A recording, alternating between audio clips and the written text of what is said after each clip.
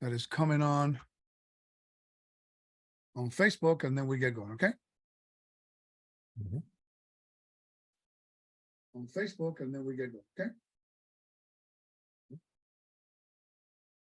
On Facebook, and then we get going, okay?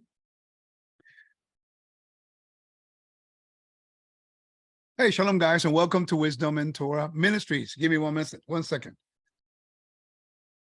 I want to make sure it's recorded. I want to welcome every single one of you to an interesting conversation I'm going to have with a really good friend of mine. We're trying to define certain terms. As we all know, when we start studying Torah, there's a great amount of information that comes in that sometimes in certain circles can create a little bit of a chaos or question marks and, discussions and all kinds of crazy stuff. And what we want to do is talk about them and discuss them in a educational way.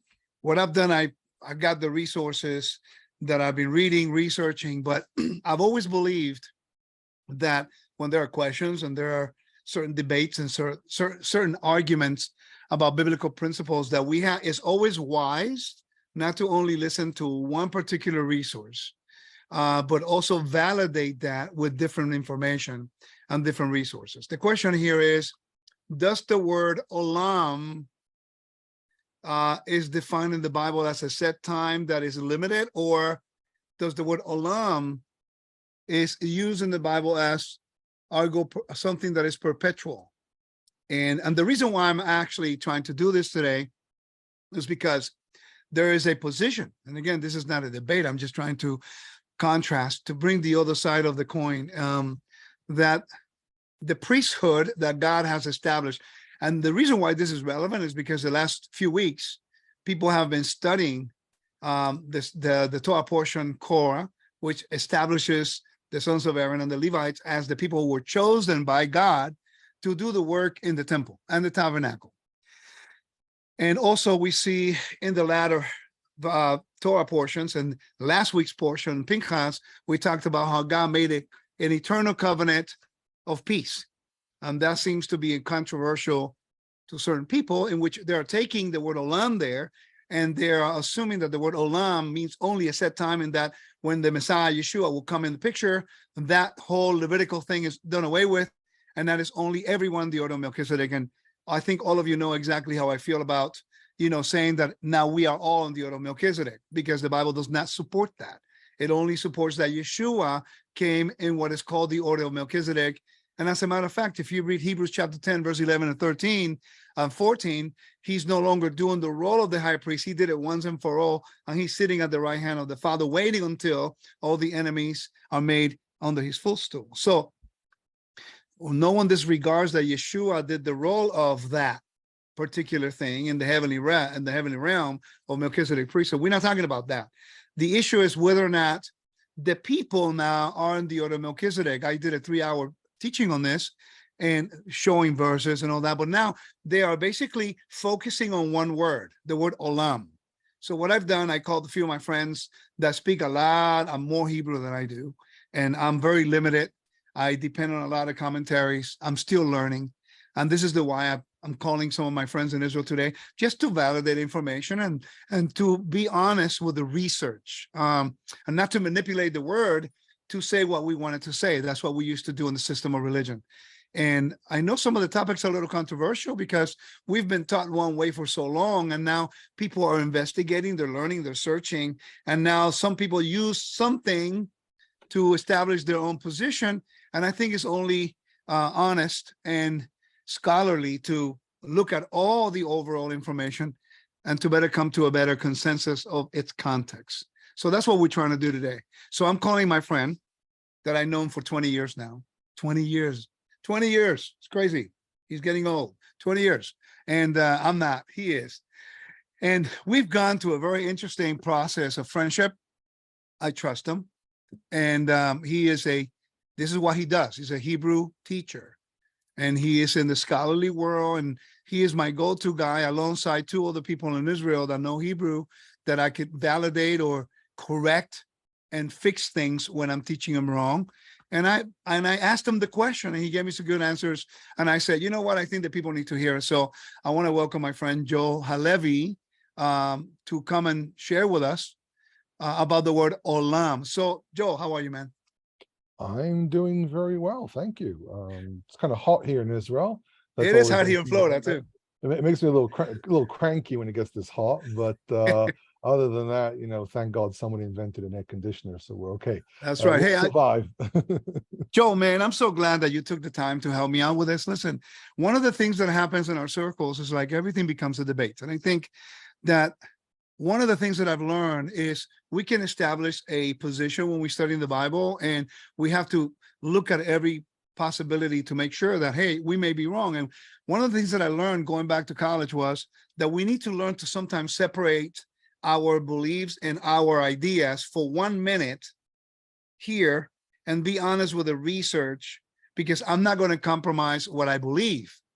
But sometimes it's hard for us to grasp certain information that may appear to be against the way we were taught. And we think that by learning that new information is going to compromise our beliefs, when in fact it's the other way around. Sometimes we need that information to reshape the proper context of our beliefs so we can be grounded and know where we're at. And this, I think, is happening on this side of the pond, Joel, is that many people, they are searching, they're looking, they're hungry for information, and we all are. The problem is sometimes we lend our ears to a one-sided argument, and we're not open or willing to open it to the overall understanding. For example, I believe that archaeological context is important. Cultural background, which, by the way, was you who got me involved in the cultural backgrounds of the Bible. So remember when I called you a long time ago about something, and you pulled out a book and you taught me in 30 seconds, and I'm going like, oh my, I'm missing something. And you know that also the Bible is legal in nature, and some things people don't look into that. So my question to you is this. First of all, tell us who you are, why you studied, where you're studying, and what you're doing. Many people don't know you. So. Okay, so my name is Yoel Halevi. I am native born to Israel, but my parents came from England, hence the English. I was raised as an Orthodox Jew. I think I've introduced myself before here, but we'll do it again anyhow. I was raised as an Orthodox Jew. I decided eventually, after going through the regular process that many Orthodox Jews go through, to go through yeshiva and things like that, I decided to become an academic. I did a bachelor's in history of antiquity with a minor in biblical studies, which focused a lot on the historical context of the Bible at the Open University of Israel, which is a really tough university to get through. I have done a master's degree in biblical studies in its ancient Near Eastern context. They call it Mikra ve'olamo, the Bible and its world. Currently, the master's itself is completed, but I still have to complete a thesis, which is a lot of work. You're saying about research and so on. I want to make a comment about that in a moment. And hopefully in the next 6 months, I'll be able to start a PhD at Haifa University in the field of biblical studies. Not really sure yet what my topic would be, but currently a lot of my work is focused on trying to understand a lot of biblical chapters in their historical context. Right now, I'm dealing a lot with the question of the personification of God within very particular verses, and it's a really interesting rabbit trail. It may end up being my PhD topic. I'm not really sure right now.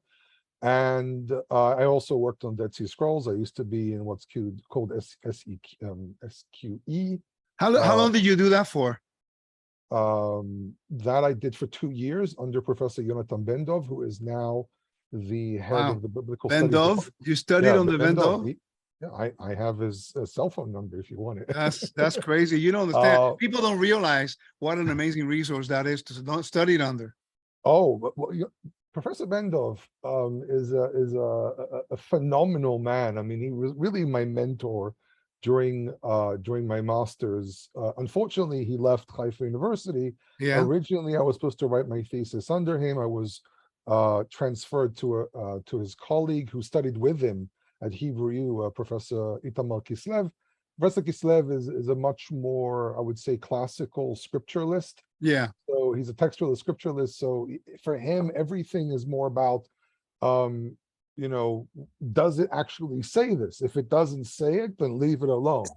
And that's something that he's had to kind of reinforce in my research. And research is quite tough to do. I mean, when you do Yeah. research on an advanced level, it's not just about reading a resource and then reading some commentary and so on. It's really to be discerning.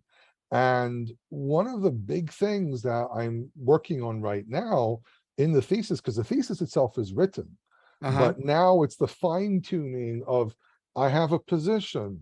Here are the here's the verse. Here are the arguments in the research. Here's my position, and actually really detailing, like any, because when you're at a thesis, you're technically already writing for your PhD. It's just Right, right. part of the process to eventually get to the PhD. As one of my colleagues wrote to me today, because she's been a PhD for years now, and I actually this was someone who used to be on the Dead Sea Scroll project, and it's very important that you not only understand what the researchers are saying, but also use your own intelligence to discern, is this correct? Is this really what it's saying? And so on. Yeah. So when people say to me, I've done research on this, I get a little bit iffy about it, because my experience, and I've studied under some really tough teachers, tough in the good sense. And I have friends who've gone to Princeton. I have friends who've worked in, I have a friend who just finished his postdoc in Princeton. I have a friend who's been to Oxford. I could actually be accepted to Oxford because I'm also an English citizen, but I won't. I'm not interested in going studying there because I got children. But the reality is that one of the problems that we have is when people want to discuss what the Bible says, even if you're picking out one word, you might end up reading a lot more than you expect. Like I literally, in my thesis, I spent a lot of time reading ancient documents and references and commentaries and so on one word, because this one word bothered me throughout the entire time, because it's relevant to my entire discussion, even though my instructor said, don't overdo it as well, because you can sometimes overdo it. So on that note, let's take, for example, the word olam. Now, let me tell you the premise. Yeah. Olam has been now questioned as only a set time to establish the posture of that God did away with the Levitical system. So thus now we have the Melchizedek priesthood, which I talked about that in length. And I always ask the question. I know, and I've done podcasts on it. I've written articles about it. There's lots of literature out there about this subject. Yeah. So it's interesting because I talked to Rabbi Moshe, and the reason why I'm referring to you guys is because I've learned in school that I don't have to agree with every theological position in order to learn about certain things. For example, you and I have certain differences that has never separated us. And no, not even for one moment. Not even for one moment. And what we do is we look at the research and we come to the consensus of what is right. So my question is, and this is what we're going to start our conversation. Define for us, because you're a Hebrew teacher. That's what you do for the last, I was your first student. Hello. I know you forever. Actually, one of the first, there was actually someone before you. Oh, really? Who was it? Keith Johnson. You talked Keith Johnson. Keith Johnson was one of the people who convinced me to. That is actually true. I remember now. You told me that you were teaching Keith Johnson. That's good to know. So let's talk about the word olam, and let me give you the premise of the argument the other side is having, which I think is a great conversation to have. In the story of Pinchas, God made a covenant, and you know the verse. It's actually in the book of Numbers, chapter 25, when he makes a covenant of peace. And it says eternal. Now, please define, because I have a few commentaries here, and I actually mentioned to you the ones that I'm using, and you mentioned one of them that was very, very good. Halo. How do you pronounce it? Halot? We call it halot. Halot. And I mean, every person. But halot, it's a very good one. So I was going through And their point that the word olam can also mean a hidden thing is actually true. But what is the context of the word olam? And I'm sure you're going to describe that and define it as a Hebrew teacher, not as somebody who believes like me or trying to just as specifically the Hebrew. I've always said that if I'm wrong in something, I'll fix it. So that's why I'm going to you to make sure that I'm being accountable. Somebody else mentioned something that I did not know. So I went and I looked it up, and I want to make sure that, we teach the right thing, because I have a responsibility to the audience to fix if I'm teaching anything wrong. Of course, things need to be read in their context. I mean, there are the occasions where sometimes you have a verse. I mean, in textual criticism, sometimes, and the term criticism doesn't mean that we're criticizing the Bible. It's more about understanding the text in front of us. So this is a classic thing that we do. Actually, everyone does it. Anyone who has, like, say, multiple versions of the Bible, like they'll have several copies of the Bible. It doesn't matter what languages it's in, and they'll compare whatever version they have in front of them. That's textual criticism. You do it on like a minuscule level as well, just by looking at different versions. So the verse itself is in a larger context where Pinchas, the grandson of Aharon, is able to quench the wrath, the chema. It says in verse 11, "Ve'eshiv et hamatim al bnei Yisrael." He quenched my wrath from upon the children of Israel by he himself doing kina'ah, like doing this act of jealousy. Right. And then he says to him, therefore, lachen, that's the resultive form. Behold, I give him my covenant shalom, my covenant. What's the relationship between brit and shalom here, and how the e is used? I can make a whole bunch of different assertions about this, but my covenant of peace, let's say it like that. And then it says, "Vayta lo ul zar'o acharav," will be to him and his seed after him. What verse are you in, so I can follow you? Verse 13. Okay. Brit kehunat olam, a covenant of priesthood. Olam. That's olam it. Olam is in the inside a construct chain as the absolute.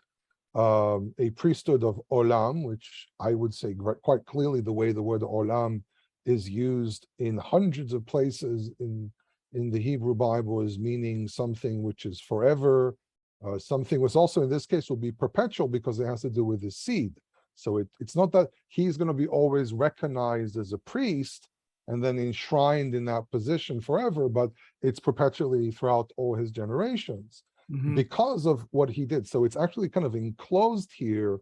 The covenant itself is enclosed in the beginning and the end because of kineh. So there's a key word here that's used over and over again, kinah, which is jealousy or zeal, which is something which is also an attribute of the God of Israel. I got a quick question because we studied ancient Near East. One of the things that I've learned in ancient Near Eastern principles was that once a king makes a decree, he cannot break the decree. So, and I make an example. And no one after him is allowed to break the decree either. That's a very good point. It's protected. If I remember there are actual tablets that were discovered in Mesopotamia, I think, that mention this. I have a book here somewhere by Dr. Tzafira Ben Barak. She actually gave it to me as a gift when I met her. And she talks about inheritance and so on, and these things are usually protected. So correct. If someone breaches this, they're actually because these are things which are usually done in front of the gods, or in our case, God, and therefore breaching such a thing is an offense to God as well. This is what the Torah says in I can't remember exactly what it is, but it talks about border stones, and it says if anyone crosses someone's border stone, someone's fence line, we'll call it today, then it's an offense towards God and there'll be punishment for it. So would you agree with me that in the ancient Near East, because I really truly believed that this word is also connected with the culture of its time and how it was used. So obviously we have to read this in its context. I mean, it's true that, for example, in the Second Temple era and afterwards, there's a lot of readings which are not within the context of what these things were written. Oh yeah, of course, which sometimes also leads to all the interpretations. But at the end of the day, the methodology used in academia is let's try to read this within the Yeah. larger context of the period we assume this was written in. One of the things that I always wondered is when a king will conquer another king, it's only for a short period of time they would take kings captive, but for by and large, what they will do, they will kill the king and the whole genealogy and descendants of that king in order to not have the people raise up against them in the future. But what I've learned was that if a king wants to maintain his decrees, if another king conquers him, obviously that king's decree becomes null and void because he died and there was no one to continue his kingship. The new king now establishes new decrees. So when people say that, when people say that olam is only set for a set time, and we say that God is the king of the universe, that he established the commandments of Mount Sinai, then by we actually saying that, hey, God died, so therefore now everything's new, which is a huge problem, you know? Yeah. Exactly. I mean, as it says, for example, in Psalm 119, Le'olam Adonai devarecha nitzav b'shamayim. For all times your word, O Lord, stands Established in the heavens. So that's like his word of covenant. It always stands. So if his words always stand, then he always stands, because he is the thing that causes the covenant to be something that can stand. Exactly. I do want to reference to one more verse just to kind of point this out. In Book of Numbers, chapter 18, verse 19, it actually refers to exactly to the gifts, Trumot HaKodashim, the gifts which are given from the sanctified sacrifices, and they're given to him as Lechok Olam Brit Melech Olamhi. It's a covenant of salt for all times. So, we can see that, for example, here we're looking again at a law that deals, or a decree that deals with a law that has to do with the priesthood, and the priesthood is forever. Okay, but wait a minute. Let's define those terms, because you brought the verse that I wanted to bring at the end, and I'm glad you connected. No, that's fine. You connected it, because that's the verse that I always go to, because it has very interesting elements of covenantal language. It has the word salt, the salt covenant, which you and I know what represented in the ancient world. Very, very, very centered on covenantal perpetuity, and it cannot be changed because God basically said so. Now, another thing is the word chukat. A lot of people don't understand really what a decree is when a king makes a decree, no one can really change it because it falls in the realm of sacred space, what is called holiness. In this case, what you're talking about, Numbers chapter 18, verse 19. Let me read it for the audience. I think it's important that we read that. Let me go there real quick. Okay, so it's chapter 18, verse 19, and it's talking about the duty that God gave the sons of Israel, the Levites and the priests. And I'm going to read from verse 18 to verse 19 for better context. But their flesh will be for you like the breast section of the wave offering, and it will be for you like the right upper thigh. All the contributions of holiness, that's a very important term right there, that the Israelites offer to the Lord, I have given, and that's a gift, grand covenant is a gift to them, to you and your sons and your daughters with you as an eternal decree. So can God change his mind when he calls it a decree? That's a chok. And then finish. Okay, yeah, finish it. It is an eternal covenant of salt between the Lord and you and your offsprings with you. And the Lord said to Aaron, you will not receive an inheritance of the land. There will be no plot of ground for you in the midst of the Israelites. So this verse is quite clear, but only if we understand covenantal language, or what the word chukah means, or what the salt represents. Go ahead, bro. Yeah, so I actually, just to give some context here regarding my work around this, I actually wrote a mini thesis under Professor Daniel Kahan from my master's, which dealt with the Book of Deuteronomy and covenants. I focused mostly on the Hittite covenants and how they're represented in the Book of Deuteronomy. We talked about that, by the way. We had a conversation a little bit on that. Yeah, that was kind of fun, a long time ago. Yeah, because I wrote this a few years back. So it is important to understand that, look, a mortal king may decide to breach something. I mean, it's not unheard of that a king goes and robs a temple or changes something within the rituals and so on, and he kind of gets on the wrong side of the priesthood of whatever region he's at and so on.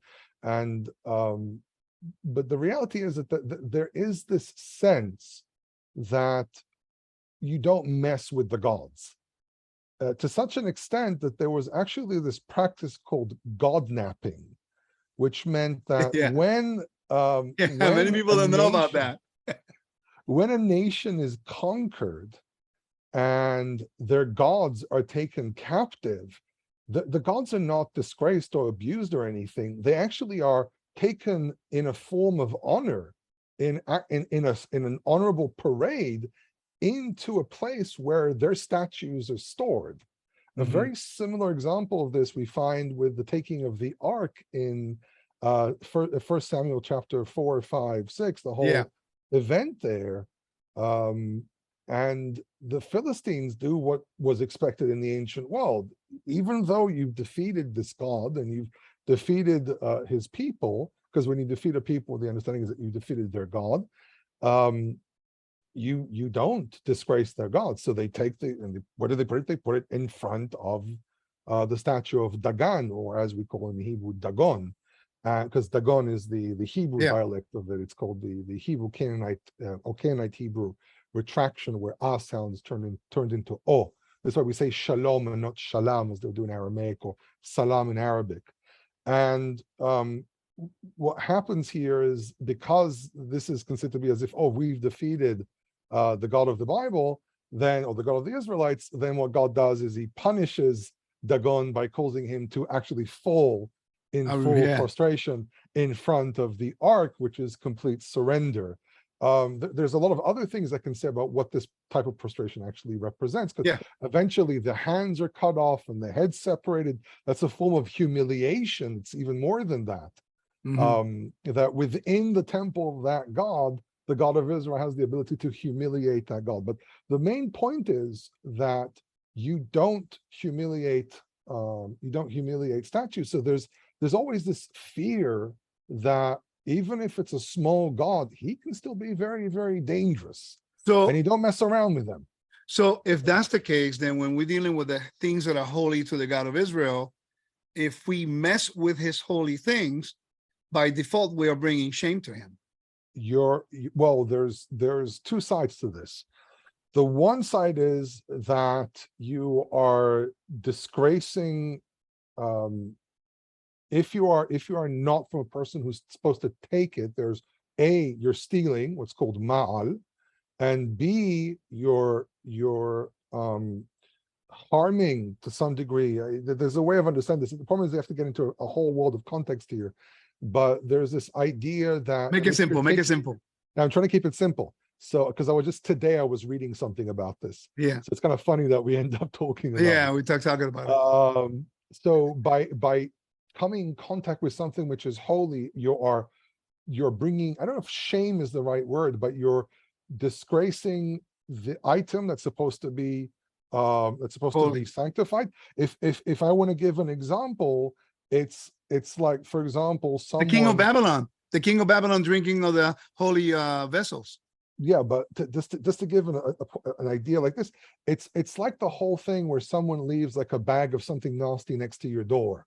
Yeah. They're desecrating your home, they're desecrating your door, they're disrespecting the things that belong to you.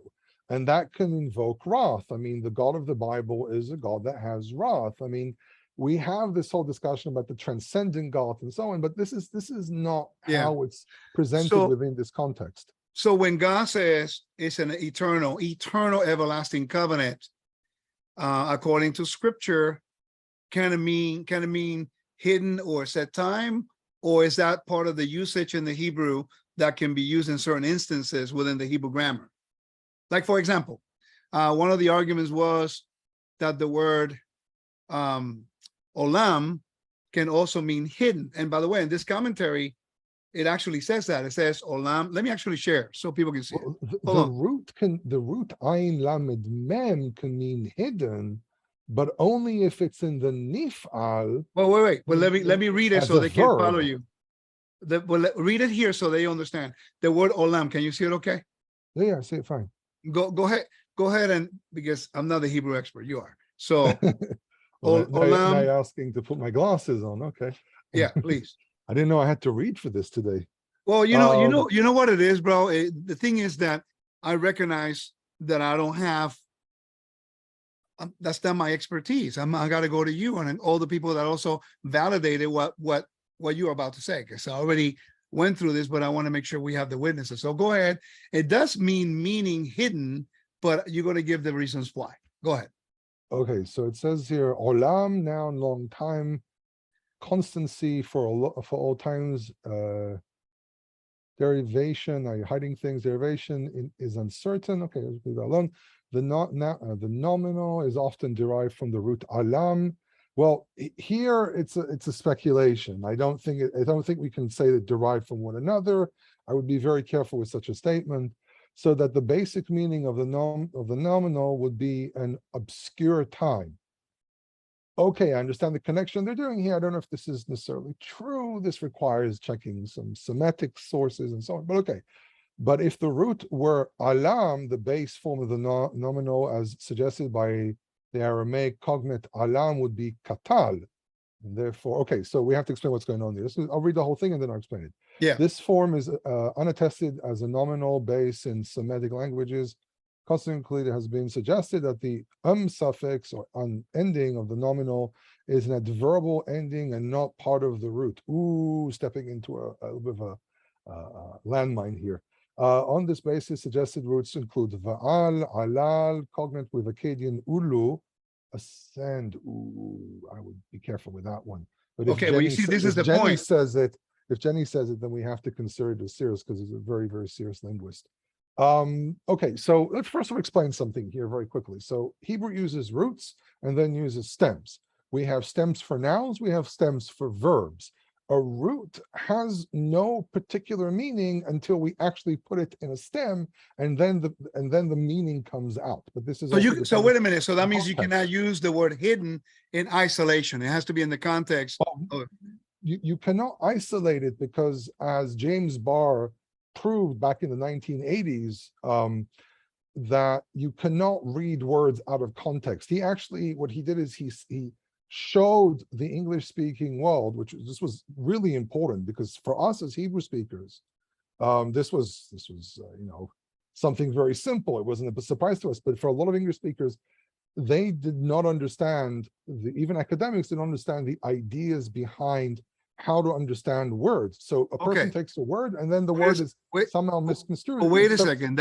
Wait a minute. You just said something that is very important, which brings to light the point that I've been telling people all along, that the Hebrew language is important when you learn it, but you cannot only read the Hebrew language from our purview over here in the Western world without understanding its cultural, to whom it was written, in what context it was written, because it has a meaning at that time frame when it was written, when the event occurred.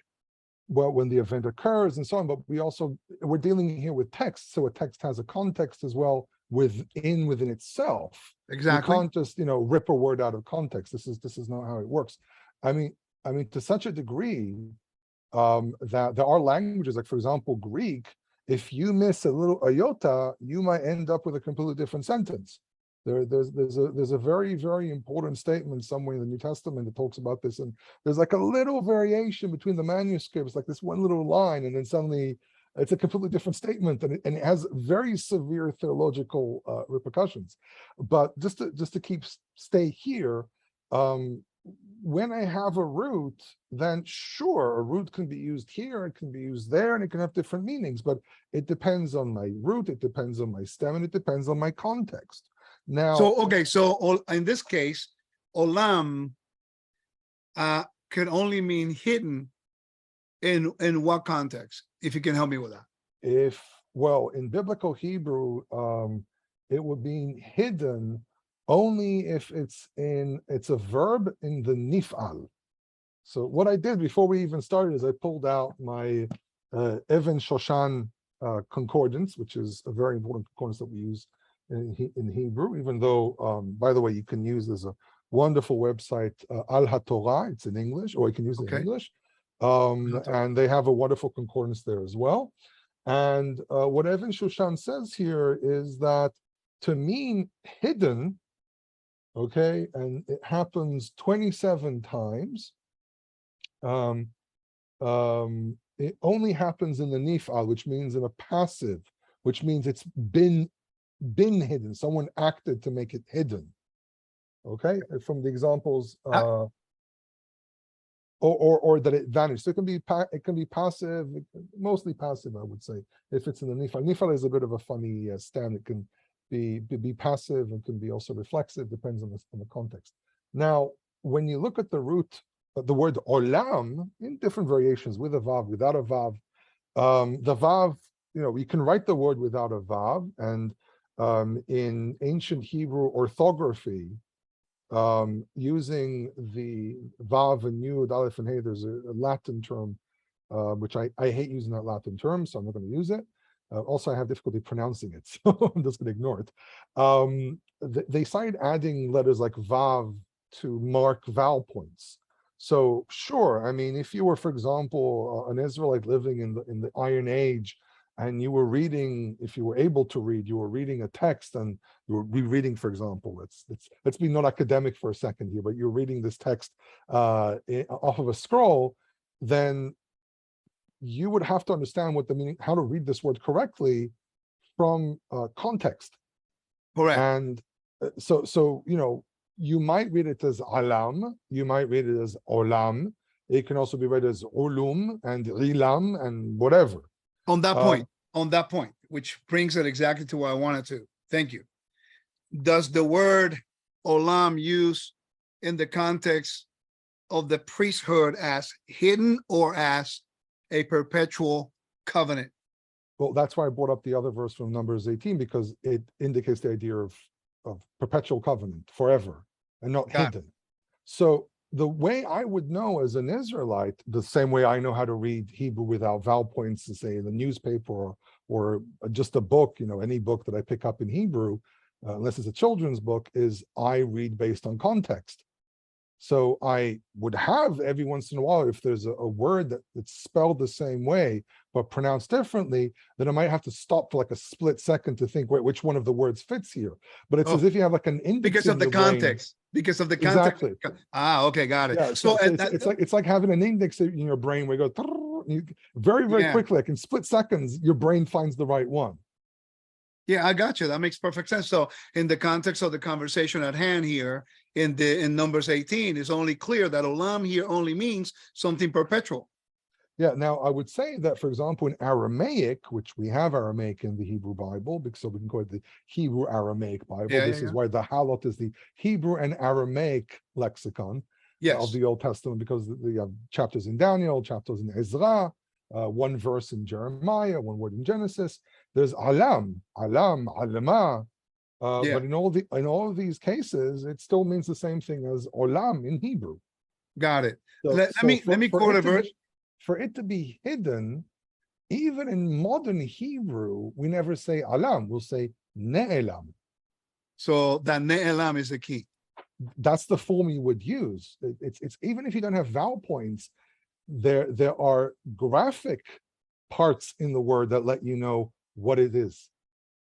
Okay. So there's a way of spelling it out. So it can't be alam unless you're speaking some dialect that I've never come across. There's something you taught me a long time ago. I remember when we were having the classes, when I was studying actively with you, and I couldn't continue. So, but I remember when you were teaching me how to read, that I misread a word changing the nikud, and you said, nope, you can't do that. That changes the context of the whole thing. Mm-hmm. And I went like, wow, I mean, that's why I stopped mentioning certain things from the Hebrew, because I recognized that I was not equipped. Personally, I was not equipped to share Hebrew with people when I myself did not know the rules and, all that, like you just explained it right now. That's why I'm glad that you took the call and helped me understand a little bit better, because like I told you earlier, I want to be accountable. And if I'm wrong in something, I'll fix it. But what I researched before is lining up, and you keep adding to it. So I'm glad. But I want to read something, see if I could find it real quickly. I made give me 1 second. I got to get this. So don't go anywhere, because I want to get your opinion about this verse. It's actually Jeremiah 33. Let me go here. And it's verse 14 forward. And I'm going to read it because I think it's good for our conversation to also bring other examples in regards to the priesthood. And to be honest, man, I don't know why it's such a controversial thing within the Torah observant people over here to recognize the validity and the authority God has given to the Levitical and the priesthood. And I think the book of Hebrews clearly explains how the jurisdiction between Yeshua as a high priest in the heavenly tabernacle versus the Levitical priesthood and the priest on the earth. And I don't know why that's so difficult, but let me read these verses. And I know it's a whole bunch of them, but I want people to, Jeremiah 33, starting in verse 14. Okay. Mm-hmm. And as we read, if you have a commentary, because I want to get also a context of what God says in regards to the Levites. And it says, look, the days are coming, declares the Lord, that I will fulfill a good promise that I promised the house of Israel and the house of Judah.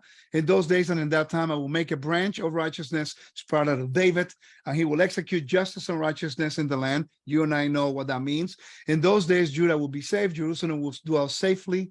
And in these is that they shall call Adonai our righteousness. For thus says the Lord, a man who sits on the throne of the house of Israel will not be cut off for David. Okay. And for the priests, a man from the Levites who offer the burnt offerings, and who burn grain offerings, and who bring sacrifices, will not be cut off before me forever. Now let me continue. It says, and the word of the Lord came to Jeremiah, saying, thus says Adonai, if you could break my covenant with day and my covenant with night, so that day and night would not come into their time, then my covenant could be broken with David, my servant, from having a son who will rule on his throne, and with the Levites, priests, my ministers. Wow.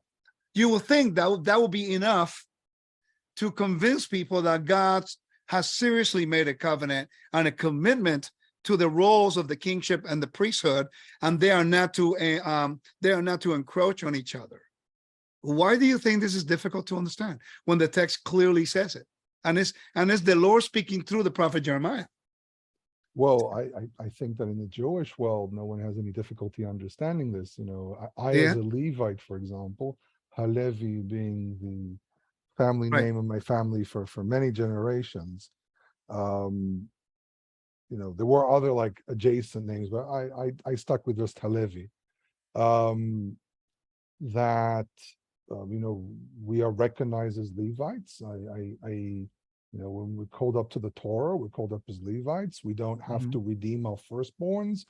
You know, I used to have neighbors who used to sometimes knock on my door and give me a tenth because they wanted to actually give it to a Levite and stuff like that. So even though I'm very careful with the whole thing of tithing, so when I get sometimes emails, I want to give you a tithe. I'm like, no, we're not doing tithe. It's kind of like relax on that one. If you want to give something, because give a donation. Is that because the word, you're careful with the word because you know that word tithing falls under the sacred space for the Beit HaMikdash to a particular people. Yeah, it doesn't mean. As a Levite, I mean, the Ma'aser to the Leviim is not considered to be Kodesh. It's not sanctified. So I, as a Levite, can take a Ma'aser, but then I have to take a tenth out of it and give it to a Kohen. Explain the term Ma'aser, because there's a confusion in the Western world about the Ma'aser and Terumah and all these terms that we really don't study, because 90% of the people within the Western world who study Torah, they don't really focus on the temple language and the requirements of sacred space. But let me make a quick statement before you continue. So you're not against taking a tenth and donating it, a free will offering. What you are suggesting is that the word tithe, the way that is prescribed in the book of Leviticus, only belongs in the realm of the Beit HaMikdash, the temple. I would say that depending on the text that you read, the answer would be yes, but there are places where it sounds as if it's more about because Levites don't own land. I think it kind of, both are correct. But but the whole idea is that it belongs to them. Yeah, it belongs to, I can say us, and other people like me. But yeah, the context is usually a temple context. Now, I just want to like just point this out that there are Kohanim, so they get their respect. We still have Birkat Kohanim, which is only done. The priestly blessing is only done by people who trace a genealogy to the house of Aaron. There's no such thing, for example, as a person just decided out of nowhere lifting their hands and giving a blessing. We don't do that. It's something that's only done by a Kohen. It's only done in the synagogue. Yeah. And it's under very, very particular rules. Even today, for example, Kohanim take their shoes off as part of remembering the temple. Because of the temple, because of the temple. And people redeem their children through Kohanim when it's necessary. So that means that no one who is not a Kohen can redeem the firstborn. Exactly. According to Torah. Exactly. Okay, so let me ask you a question. Man, it was such a good question. I just forgot. I'm going to write this down, the term ma'aser, because I need to circle back to that. But so I think we covered olam. Hopefully, everyone that's watching, make a comment here. Did you guys understood what we meant? I want to say one thing, and this is where sometimes maybe some of these mistakes come from. There is a midrash about when God says to Moshe, "Zeh shmi la'olam v'zeh zichri ledor dor." This is my name for all times. This is my mentioning from generation to generation. And there's a midrash that says, "Oh well, there's no vowel points, so we can read it as alam, as hidden." But that's an exegetical argument to try to explain why Jews don't use the name of God. Why is in academic circles they'll say Yahweh, which is an academic guess. This is why I have no problem pronouncing it. In some academic circles, we prefer to say Yaho or Yahu. That's actually acceptable in Judaism, even to say, because we say Yirmiyahu and things like that. Yeah. Others just say Adonai or Hashem, whatever you want.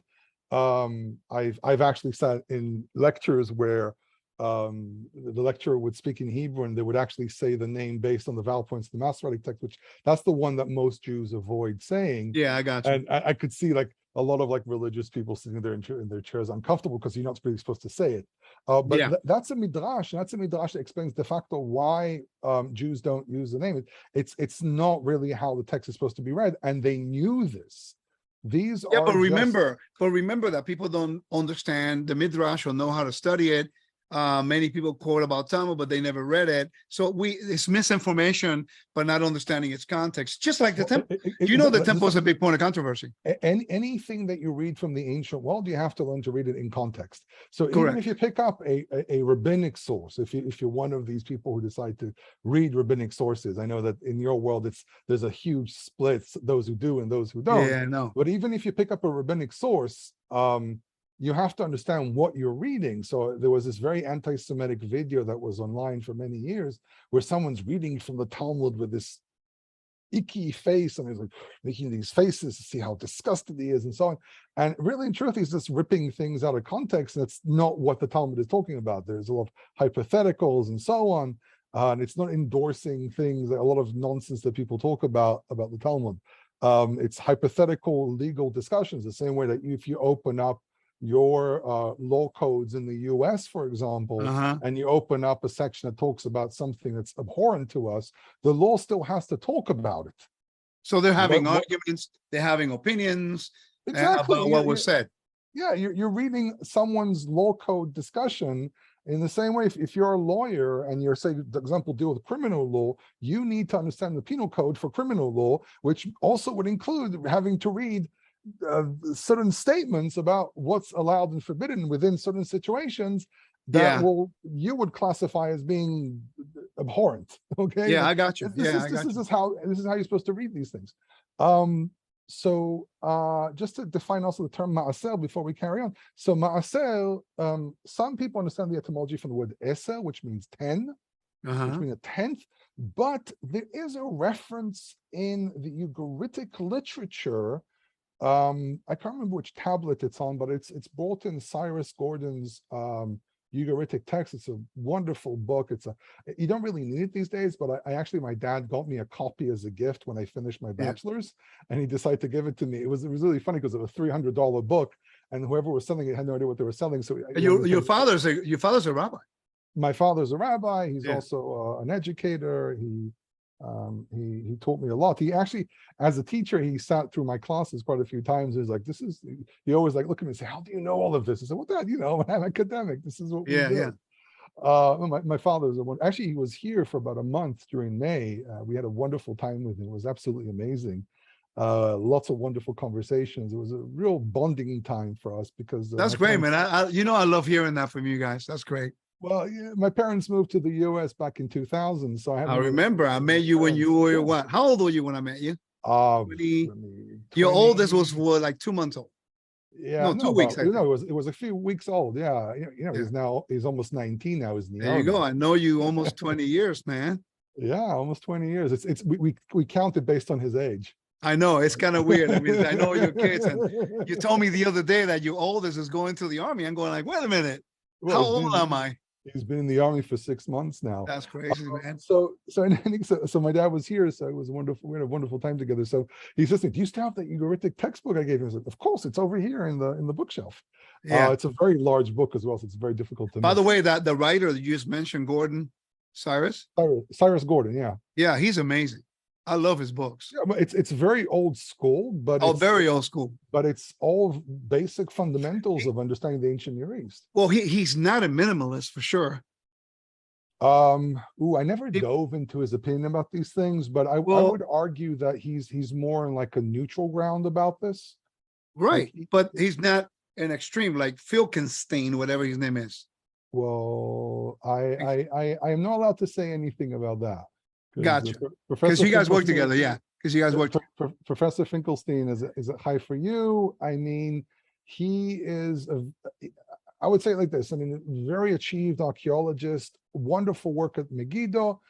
He has this opinion about lower chronology, which most archaeologists and academics completely disagree with. Yeah. And this is why there's difficulty accepting his very minimalist, and we prefer not to use in academia, we prefer not to use the term minimalist and maximalist because it's considered to be out of place these days, that type of term. Yeah. What do you guys use now? What's the word using in Israel for that? We just don't use it. We talk about, people who are more accepting, less accepting, and so on. For example. But many people don't realize that when you study ancient Near East, you have the gamut of both sides. You have the guys that are disregard certain things in the Bible and they use it to minimize scripture, and I think that's a problem. Let me ask you one question to circle back to the Maser. Let me just finish this one thing. So there's this Ugaritic text that makes it sound like maaser is more the word portion, like you give someone like, here's a plate of food, not necessarily a tenth of everything that you have, but more, this is a nice portion to give you. So when you go to your local Levite and you give them a portion, you don't show up with like, well, we had 100 tons of grain, here's 10 tons. What are you gonna do with 10 tons? So I want to be clear to make sure, because as you know, the word tithing in the Western world is a real huge sacred cow to certain people. I want to make sure from my perspective that I'm not against in any way people taking, if you have a tenth and you want to take your tenth and donate it to the congregation, because congregations need to be taken care of too. People who teach the Torah, they need to be taken care of. Clearly, even Paul talked about that. Don't muzzle the ox. In other words, make sure that you take care of those people to help you. But what we're talking about the tithe in the sense of where it belongs in the realm of holiness.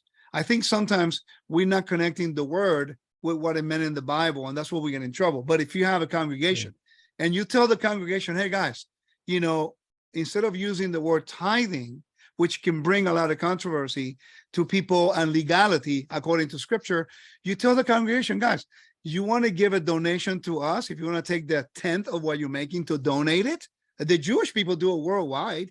They donate that money to their local congregations. I talked to the rabbi in Itamar. He told me that in the shul that they go to, everyone in the community understands they have to do tzedakah. They have to give to the congregation to keep it going. They're not forced to do it, but they do it because they understand their role and their duties. And I think the problem is, Joel, when they're using certain circles, they use certain words to basically, and this is just my perspective, to manipulate the people, when in fact, the believers should know their duty. That's really my point.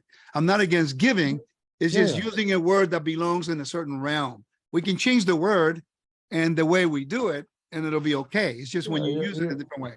Yeah, you just have to be very careful with this. I mean, first of all, charity, being charitable, I would argue is a very important thing. I mean, I try to give what I can to help within our community.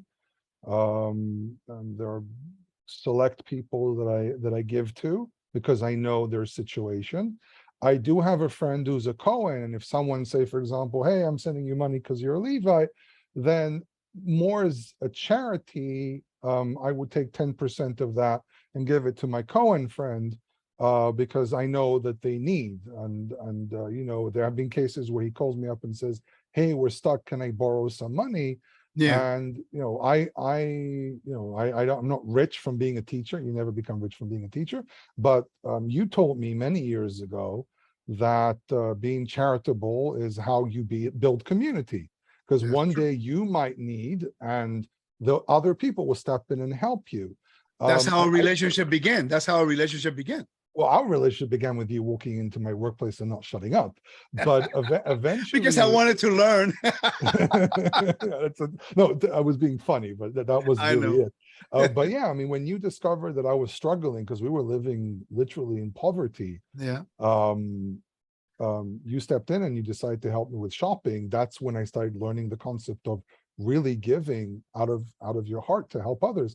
Yeah. And I've learned from that. I have to admit, I've learned from that, and it's something that's like an event in my life that's very, very important to me, because it taught me about, remember, I was very young back then. I was struggling. I know. I remember. Married. I had a son. It was a real struggle for me. It was also after a very long period of being alone and pretty much abandoned, something that, to this very day, I have to always calm down my dad. It's okay. Don't worry. Everything's okay. My father's very sorry about what happened, but it's fine. You have to just. But the thing about it is, through all that, God took care of you. So let me ask you a question. At every step of the way, without fail. So let me ask you. So let me ask you another question. What would happen in Judaism if someone in the dispersion is collecting the tithe from the tithe, and they're not a Cohen? It's considered to be a form of ma'al. What is ma'al according to the ma'al? I would argue. I mean, that's how I would understand it. Ma'al is basically theft from the temple. So I got a question for you now, adding to that one.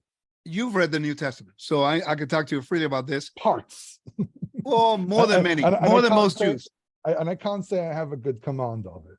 I got you. But you know that you've read it because you've been interested in finding out why we are so different in the beginning, remember? Anyway, so that was the reason. Then when I did my degree in history, we were just told, well, this is an historical document that you need to know if you're studying Second Temple history. So the question is, in the little reading, which is a lot more than people think, that you read on the New Testament, have you found any evidence in which Yeshua or Paul or James or any of the disciples ever collected the biblical tithe in the first century? Not that I recall. Right. But now Paul did talk about donations. I would assume, I remember that in one of the letters, I vaguely remember something about that. Yes, exactly. Again, So I mean, Paul was an active minister. I mean, he was starting this church to the nations. Right. This is one of the problems. I think that you have to read Paul in the context that he's not always necessarily speaking to Jews. So when he says, something about you don't have to keep Torah, he's not saying this to Jews. I would argue, that's the way I understand, at least, he's saying this to these non-Jews who want to believe in Yeshua, and he says to them, we don't have to imitate being Jewish, which is very similar to the idea of the people that were, term is God-fearers, that would right. He's not saying that Torah was not important. He's just saying, don't try to imitate. You live the Torah. I got you. I'm with you on that. We talked about. And if I may be a modern day Paul, I mean, you don't have to imitate Judaism to be a follower of the God of Israel. Because I've actually met people that really try to imitate Judaism to a point where they start growing side locks, which we don't. As you can see, I don't have side locks.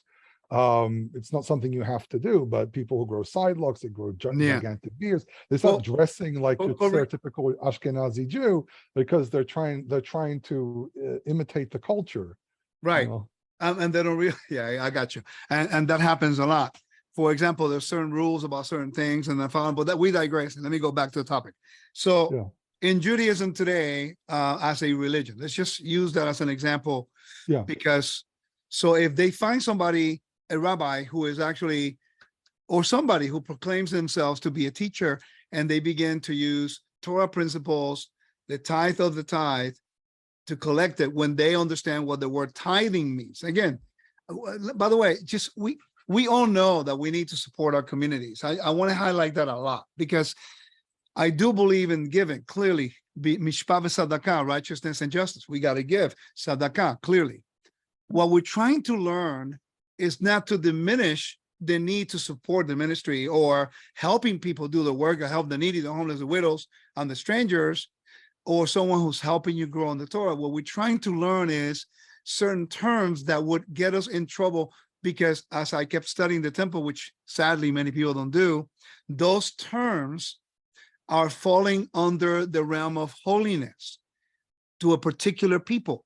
That's why you were talking about terumah, which means about, well, you cannot eat it, so therefore you cannot do that. You're thinking, well, why should we not eat it? Because it deals with temple, provision for the priests, as it says in Numbers 18. And this is the reason why many people don't grasp it.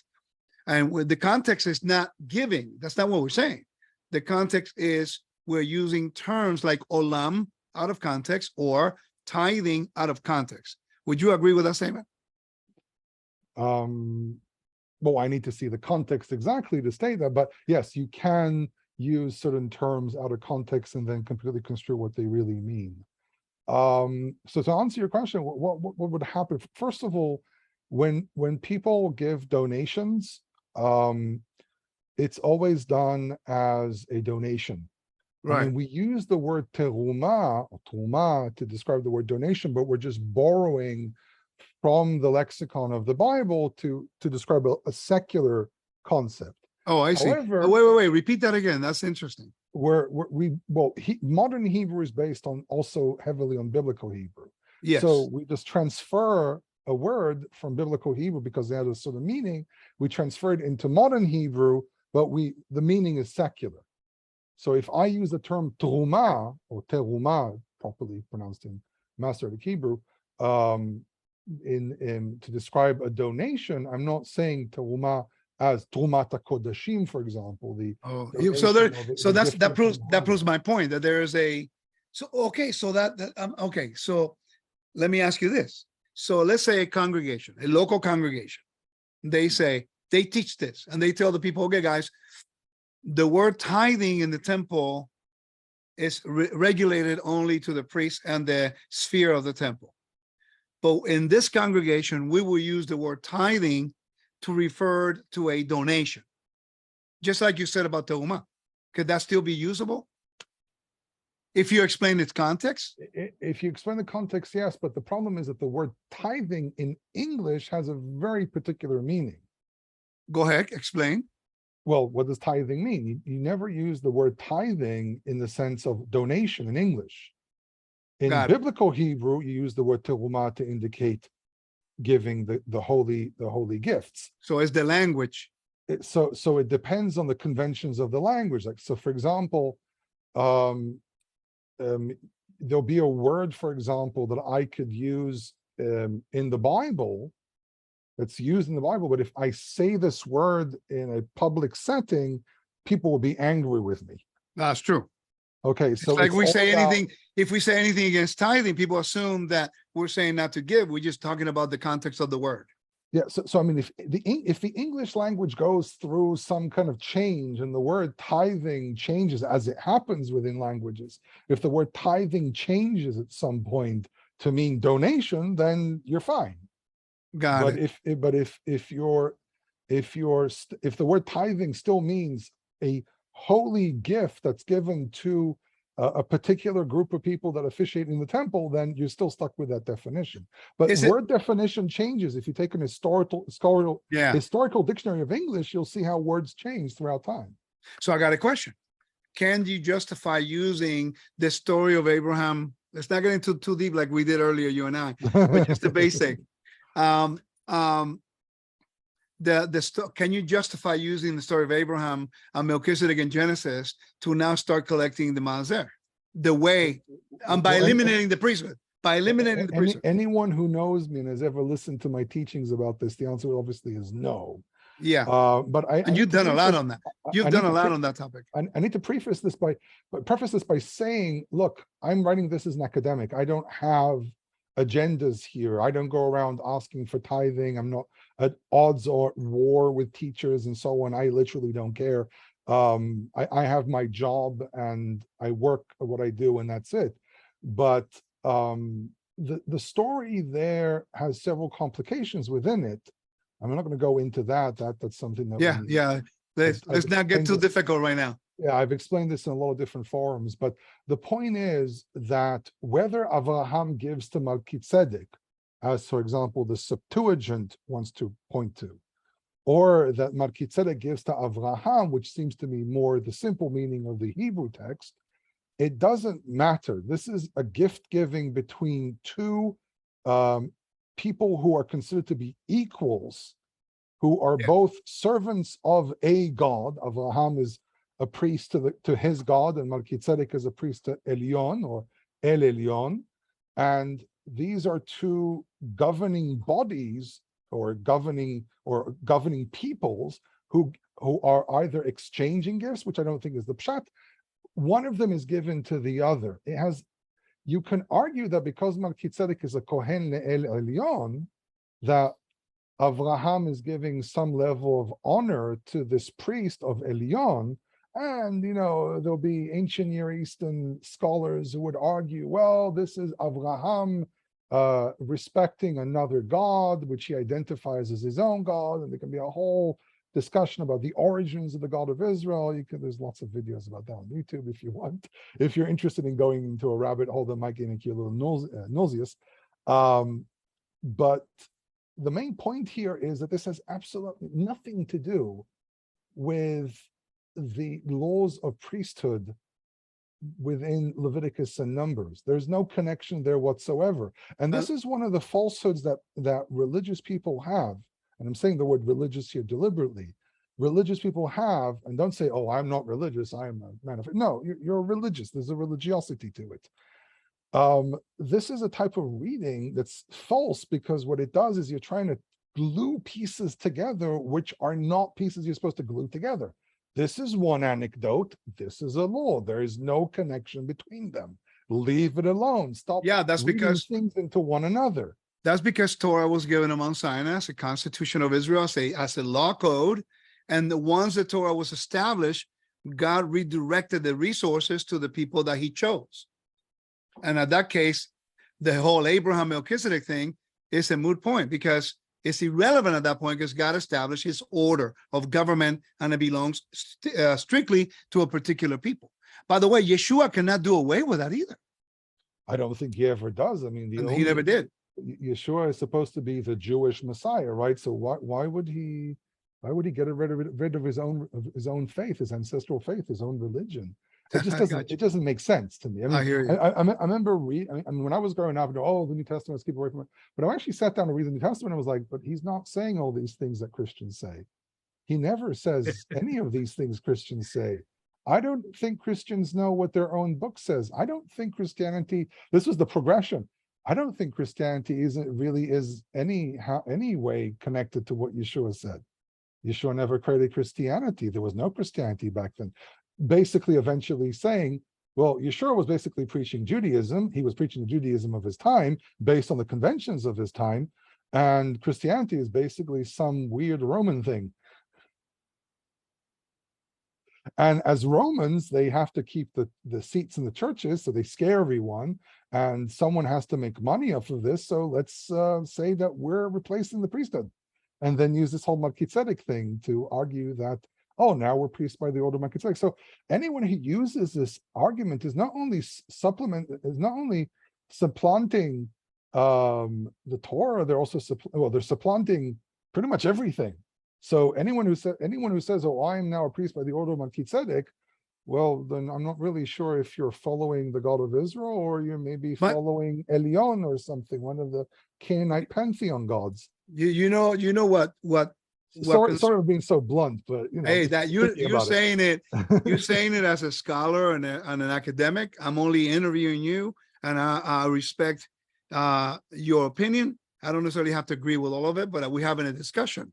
But my concern is that they're trying to, I don't see a verse in the New Testament that literally says, now, there are, how many verses can you find in the Torah and the prophets in which God himself says, these are my people, and these are my priests, these is my priesthood, forever, eternal, covenant salt of salt. Lots of verses. I mean, minimum 10 or 11. I way more than that. I think. Way more. We've been conservative. But there's not one verse in the New Testament that says that the people who accept the Messiah are priests in the order of Melchizedek. That is forcing the text. And I'm just trying to be honest, because I used to, you know me, I used to teach that, and I needed to change that. I used to teach that, and I was wrong. Now, I'm not saying that, for example, in the book of Revelation says that we'll be a nation, we'll be priests, kings and priests to God. Okay, and then in the First Peter, that's lifting directly from what is it, Leviticus? Veitem mamlechet kohanim v'goy kadosh. He's not saying you're a priest; you'll be like priest. I mean, this is just direct language from the Pentateuch. I know it, and also First Peter. When in First Peter chapter 2, he's talking to the dispersed of Israel, by the way, he's not even talking to the Gentiles. Peter is talking to the 10 tribes who are scattered in Asia Minor. He is telling them, hey, you are a royal priesthood. Remember who you are. And then he quotes them the book of Hosea. So the audience is specific to who they are, trying to bring them back to the covenant, because now shame is no longer there. They can return. But people are using that verse to say, oh, that's the verse that says that we are all priests in the order of Melchizedek.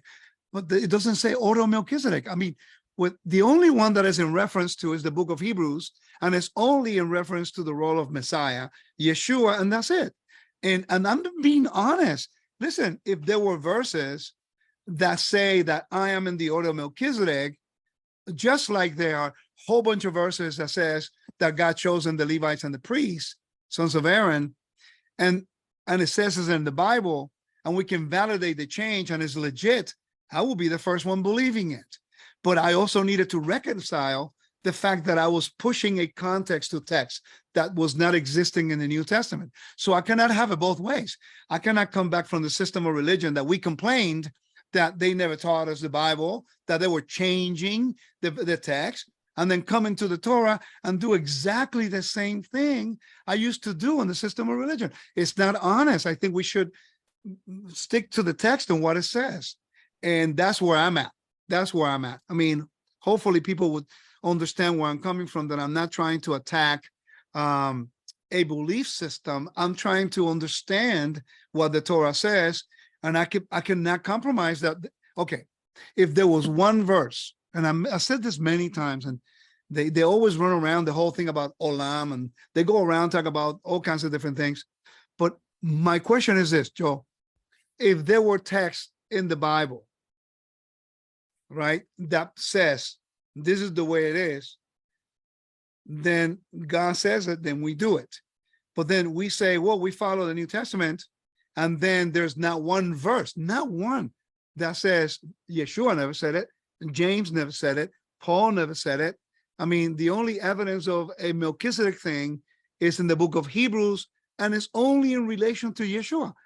And you and I know that during the Maccabean conquest, the Maccabees use Psalm 110, and there's some ideas in the scholarly world, and they think that it was written during the Maccabean conquest to justify their kingship and priesthood together, which, according to Torah, you cannot be priest and king at the same time. Yeah, but I think the Psalm is much older than that. And it's me too, but they used it. The whole idea of Melchizedek there is to really justify the kingship of David over Jerusalem. It's basically Psalm 110 is interpreting that Shalem is Jerusalem, right, and that David is king over Jerusalem by the same right of the previous kings of the Tzedek group. Because we also have a letter from El Amarna from the times of the heretic pharaoh Akhenaton, Mm-hmm. or Achnaton, however, we don't know how to pronounce it exactly, where there was a king of Jerusalem called Amit Saduka. So it seems to be this term tzadak, this root tzedek, where you saw justice, righteousness, and tzedek Yeah. mishpatu mesharim. I just read it in Jeremiah that Yeah, he will be the Lord our righteousness. yeah. He's a king.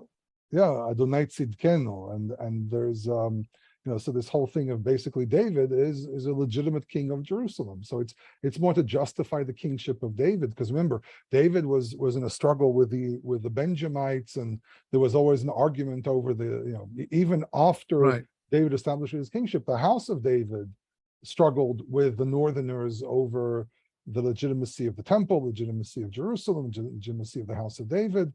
And there were threats over Jerusalem by the northerners.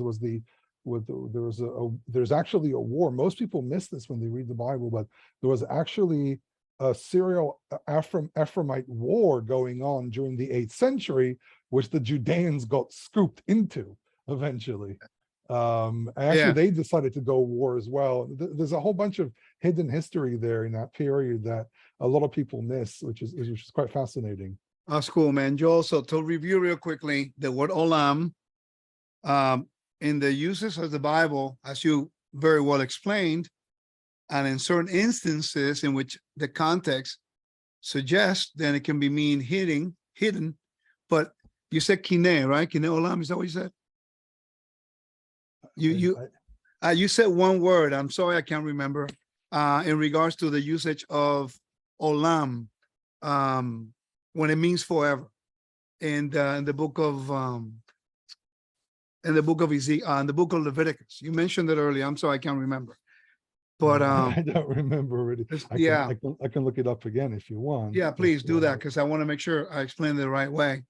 Well, there's chukat olam, which is a decree, which is a very common statement in the book of Leviticus.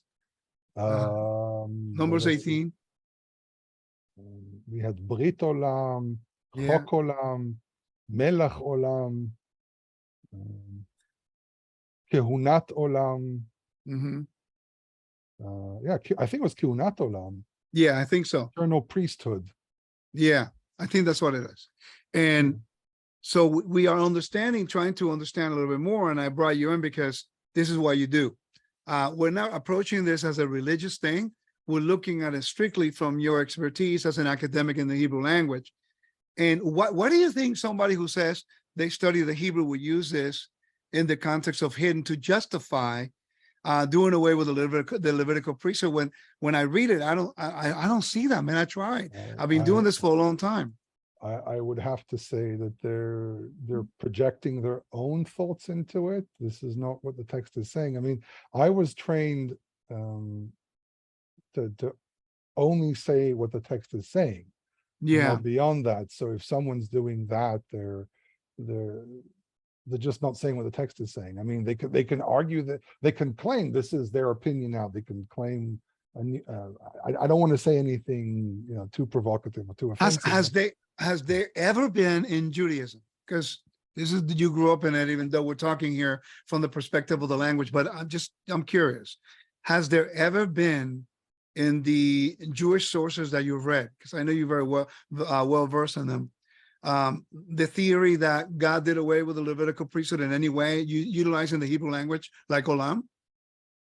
Not that I know of. Actually, the opposite. Regarding that specific verse, the midrashim that deal with this say no. This is eternal. There's nothing's going to change. There is one midrash that kind of a very famous one, but I think it comes from a questionable source, where it says that the priests will become something, the Israelites will become Levites will become priests, and the priests will become something new. But these are ideas, and I'm not even sure where they come from. I mean, it's not law though; it's a midrash. It's a midrash, and you have to know how to read midrash. But again, there are a lot of things that people said throughout the centuries. The question is it really based on anything? And this is one of these what we call midrashe geula, the apocalyptic end of days type of midrashim that sometimes pull out more I would say, popular ideas and less really based on anything. So, for example, Yeah. there's the famous one about the temple will come down from the heavens.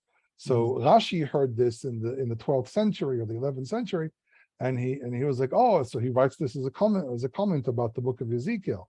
But if you go a few hundred years earlier, you actually find the origins of it, and it was just some common belief that was completely disregarded and ignored Yeah. by the majority of teachers at the time. So context is There's a important. lot of stuff out there. So Yeah, so context is important. And I want to thank you for your time in regards to the word olam and trying to understand the word maaser and teuma. And just, again, let me make a disclaimer. I have to do that now because, man, we're trying to be encouraging by educating people as I needed to learn myself. And Wisdom in Torah Ministries by no means says that no one should give. On the other hand, we should. We should not do it stingingly. We should do it cheerfully, like the Bible says. I think it's the context that we're talking about. And when I began to study the Beit HaMikdash, and you know that I've always had this passion for the temple, when I began to really be honest with the context of what I was reading in the book of Vayikra, Leviticus, and Numbers, and studying the temple, I realized that I was conveying the wrong message, although the idea should be continued by giving, but I was using the language that was only restricted to an area of holiness. And I hope that last statement makes sense to disperse any kind of myth that I do not agree on giving. It's just that we are using language in which is encroaching on the holy things of the temple and like you said, and the realm of, the priesthood. But I think it is important and imperative that if you have someone to teach you, local congregations who are helping you understand the Bible, donate and help them. Continue to help them. Just fixing the language so we do not become a laughing stock to people in Israel. When they see us, they go like, wait a minute, what they're doing? That's not legal. And I think we can still convey the message of prosperity in the sense of helping the needy, the homeless, the widow, the strangers, the Levite, and donating to congregations without abusing people. There are people who are being abused, not all of them, just certain circles are abusing people by demanding a tithe from the tithe when that's restricted to the temple. And that's really my point. We need to learn the context so we are freed from certain aspects of being taught in the Spanish world as well around the world. We want to learn. But yes, please continue to donate. It's important, but let us learn the proper language. Joe, thank you, man. Love you for all your time.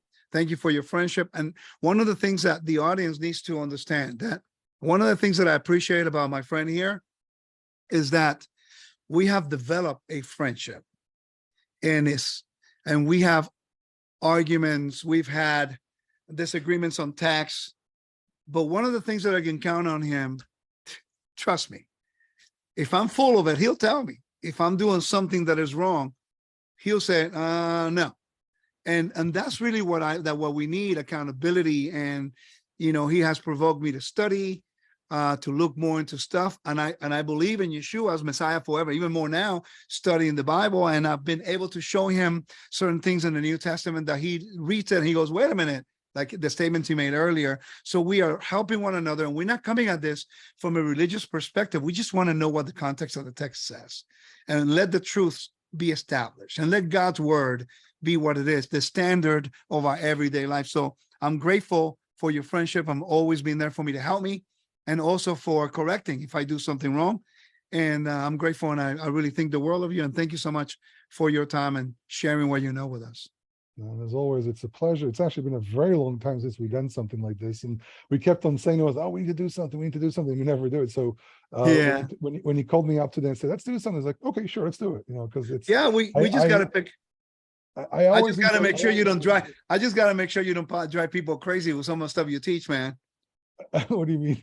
Because you go to the scholarly level and you're studying certain things that people are not aware of it. So we want to, I want to learn too. Yeah, well, the thing is, there's this transformation, unfortunately, I've gone through where I forget how to speak to regular people.